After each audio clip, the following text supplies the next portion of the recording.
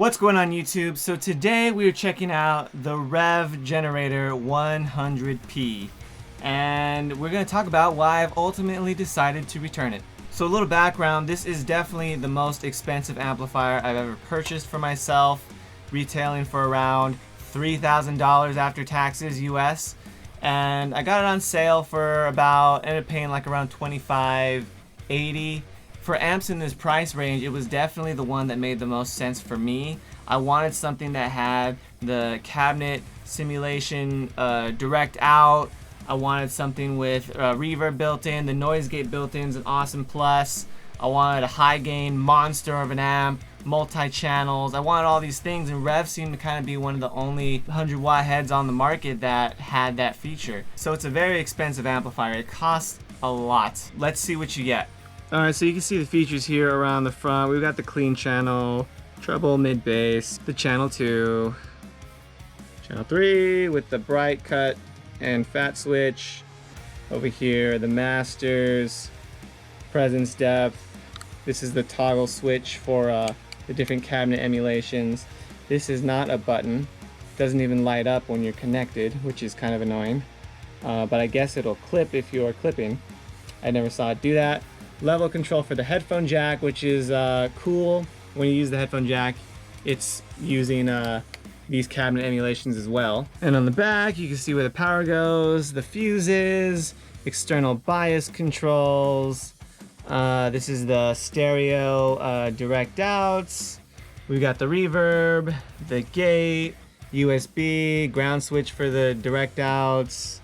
We've got the power soak, internal load, which it will detect and automatically engage the internal load regardless of whether or not this button is pushed if you don't have a speaker cable plugged in. We've got MIDI, all the amp outputs, effects loop. It also comes with this really nice cover that can help keep dust off of it. However, this just gets in the way of turning it on and playing with it, so it's gonna probably stay over there on the ground for the duration of this video. It does also come with quite a bit of goodies. It comes with a card that tells you check it before you wreck it, and this is what explains the internal load box. Another card that gives you tips and tricks. Came with a diploma to tell you that it graduated from Revv College. A sticker, a little tin that comes with like a cleaning cloth, and 3 picks, discount cards and stuff for merch, USB cable,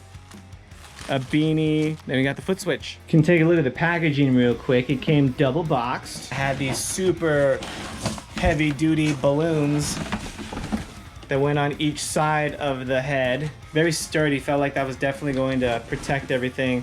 This cardboard was for the foot switch. It came wrapped in a plastic bag and with the cover on it. You can see a little bit that the foot switch buttons got kind of knocked a little through this cardboard somehow. It came with another cardboard piece that went on top of everything. Generally what it looked like.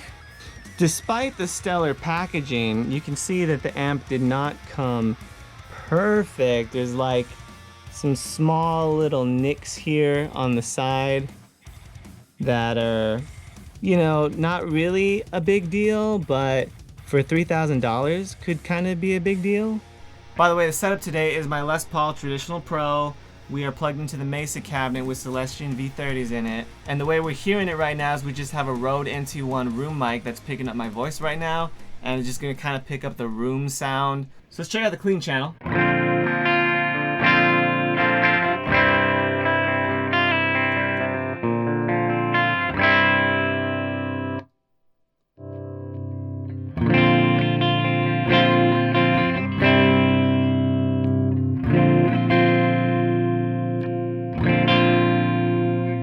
We do have the wide switch, which kind of boosts all the frequencies a little bit.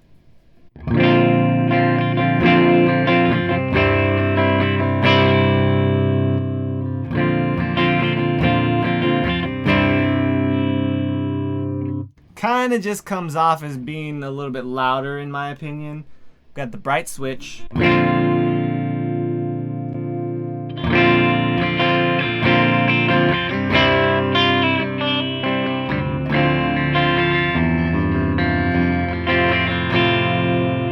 That's great. I mean, It's clean channel. It's clean. So, yeah. While we're here, let's check out the reverb.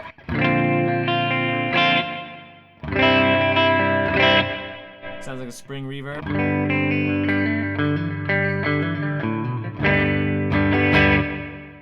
The reverb is maxed out. I like a lot of reverb.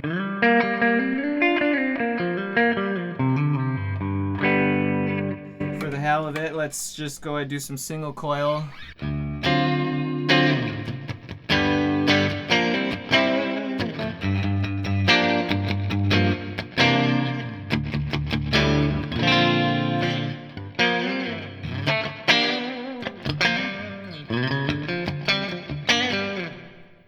It's clean. Moving on to the crunch channel, we do have the different forms of aggressions. Blue is supposed to kind of tighten it up with some different type of saturation or something. Red is supposed to be more saturation, like a touch more gain, but like looser.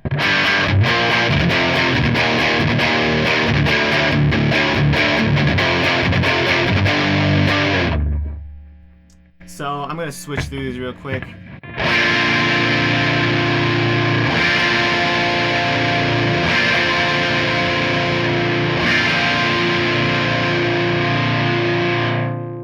I gotta say, the aggressions, for me, that's extremely subtle. I barely notice a difference at all, and probably negligible in a mix.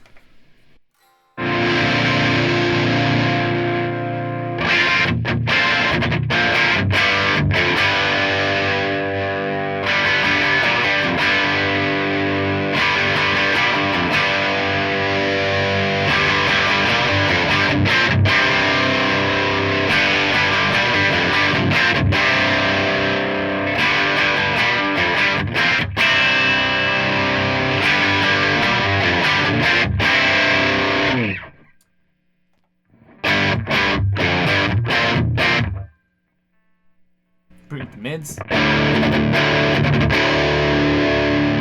Try to scoop the mids. I don't really feel like that works very well with this amp at all.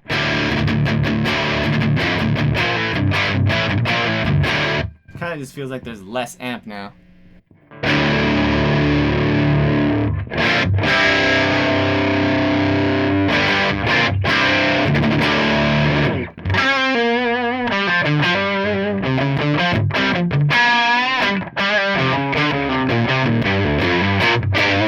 I kind of feel, for the purpose of less gain, this does it, but it's very tight still and kind of almost too tight, where the types of blues licks I'd play on a crunch channel on different amps, they just wouldn't sound as good on this one, because just hearing it in my ears, I kind of feel it's a little sterile like the clean channel. Could have been just a higher gain channel and that would have been cool. I definitely feel like I wish there was more gain on this crunch channel.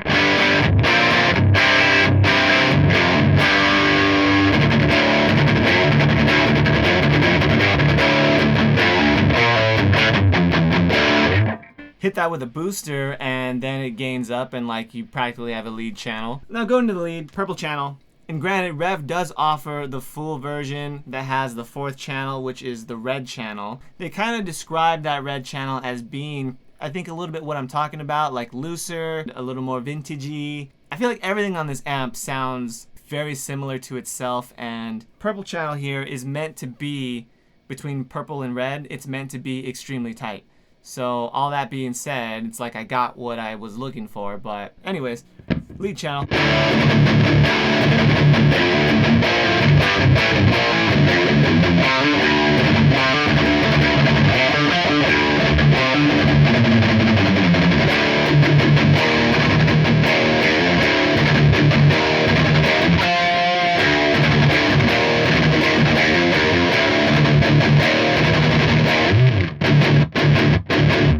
And I have the noise gate on this one, which the noise gate is really good on this. It's very functional. Just one knob in the back that you turn up depending on how loud you're going with the gain. It's nice playing in the room, doing these chugs, and it just cuts off. Versus.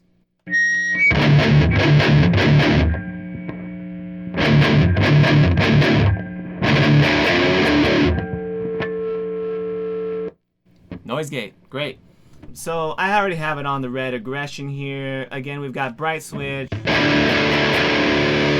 We've got mid cut, which is not scooping the mids. That's actually boosting the mids to make it cut through like the mix.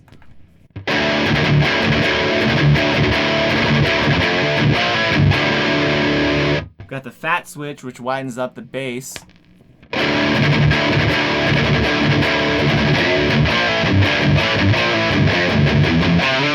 Now, if I didn't explain to you what any of these switches did, like, would you even hear a difference? So I'm gonna just hold a note.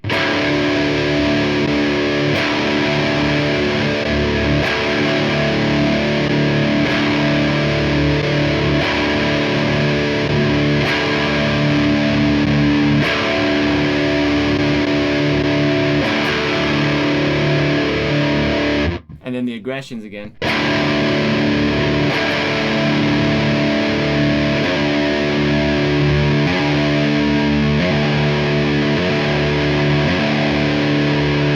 All of them are just really, really subtle. Kind of feels almost like they didn't even need to be there.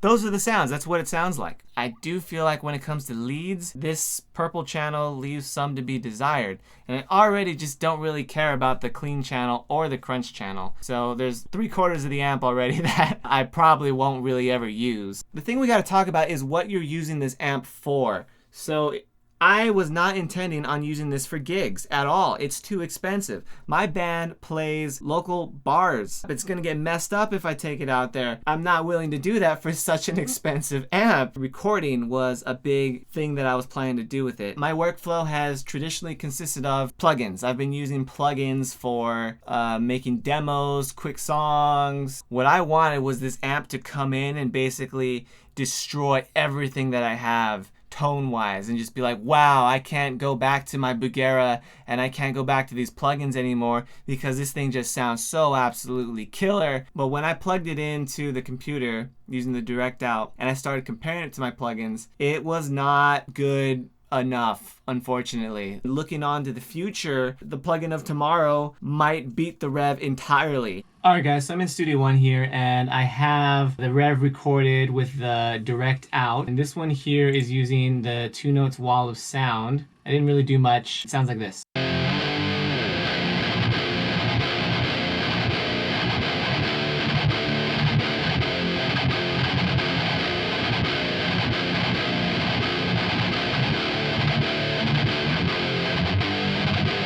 I was trying to find ways of either matching that sound or getting close to it. This here is Soldano SLO 100 plugin by Neural DSP, and you can look at my settings here if you want. I got some EQ going on, no pedals. I disabled the stock cabinet and threw in the same exact cabinet we are using on the Revv DI. This is what, again, the Revv sounds like.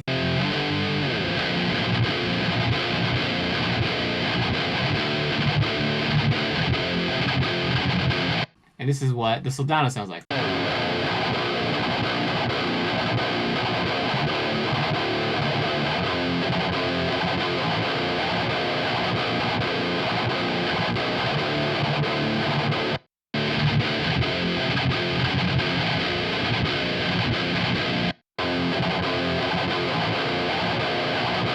So they sound a little different. Fairly similar though with the same cabinet. They are different amps. They're dialed in to be close to each other. So then another one here, this is the Revv with a different cabinet emulation. Here I am using, the plugin I'm using is the Amped Roots by ML SoundLab using the 5034 Fluff Head. And this one I just kind of dialed in to sound similar, but has the stock cabinet emulation. Now we're just talking about like, is the Revv superior or is it just different? And this is what the Revv sounds like. It's got a different cab on it.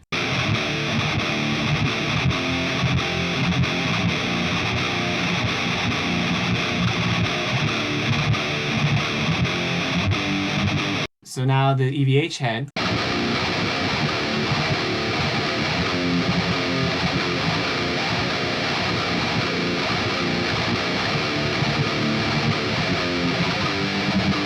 And these are both low 7-string riffs to really get, you know, the Revv in a spot where I feel it shines. I feel like we even back off some of the gain on the amped roots.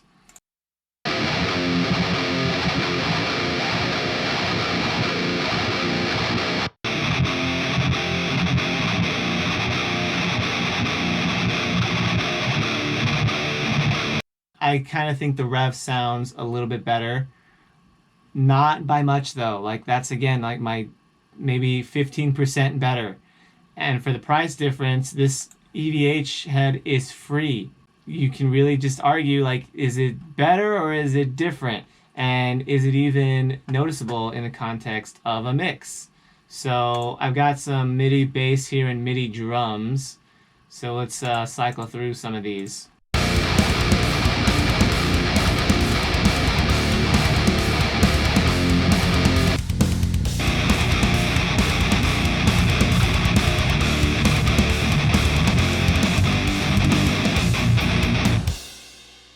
Let's go back to those other ones. The Revv with a different cabinet.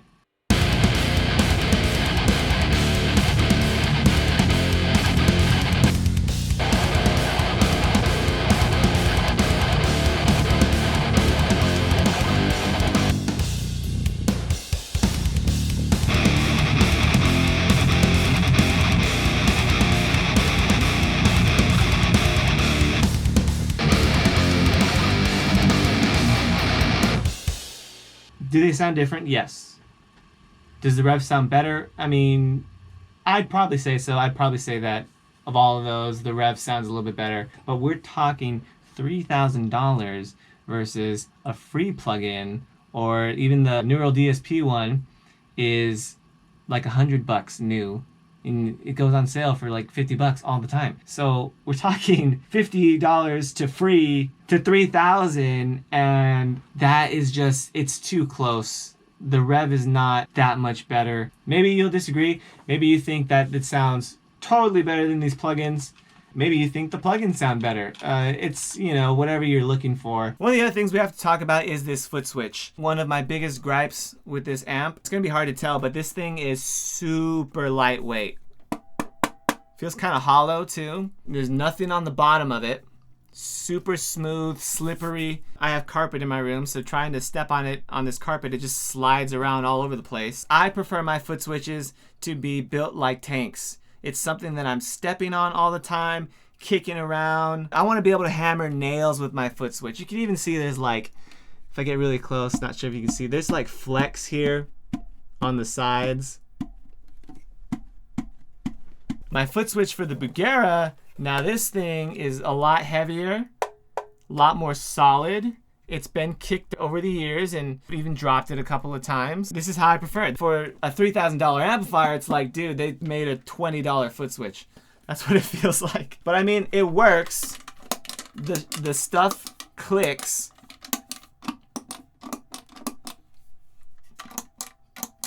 One of the other things that I'm not happy about with this foot switch is that it does not have a reverb switch or a gate switch. It has an effects loop switch, which I'm not intending to use, a mute switch, which is cool, cut off the amp, but it also has this feature where you can hold any foot switch, you can hold any of them down for 2 seconds, and that will mute the amp. So if that's built into all of these switches, why do we need a mute one? Let's just make this reverb or the gate. I want that to be on and off. What you can do with it is you can toggle the wide switch on the clean channel. Toggle that on and off. You can toggle the aggressions and it'll match the colors. Blue and red. Blue and red. You can hit this first button and it changes the mode. And this is the program mode. You basically have 6 foot switches that are empty preset slots. So now you can hit any of these buttons that you want. You add the reverb, the gate, whatever you want. You'll see it's blinking. You click it and it saves it. So you could like double whatever channel that you had and add the reverb and on the next switch or something. If we just had a universal reverb switch, I still think that'd be much better. The negative side here is now these buttons don't function the way that they used to. The masters doesn't toggle the masters anymore. Effects loop is not foot switchable if you wanted to do that. Mute doesn't work anymore. It's just an empty channel. Now we've got the foot switch kind of doing stuff that the labels don't match up with, and we're losing some of the functionality that we might still want. I guess if you were playing with this live, you could switch modes on the fly and have regular functionality mixed with program mode, but I just wanted a reverb switch. That would have been great, and this thing should be more robust. Alright guys, thanks so much for watching the video. If you liked it, don't forget to leave a like and subscribe. I haven't made a YouTube video in a long ass time because they're a lot of work to make. And I've been working on a full-length record with my band Reasons Above All. You can follow us in the links below. Check out what we've done so far. We've released a couple of singles and we shot a music video, which was fun. So anyways, if you have one of these Revv amps, let me know what your experience is, what you like about it, what you wish was better, if you think everything it comes with is worth the price. I mean, overall, it's just a lot of money for a lot of stuff that I don't really care to use and did not find all that impressive to what I already had. So, let me know what you guys think in the comments below, and I'll see you all in the next video.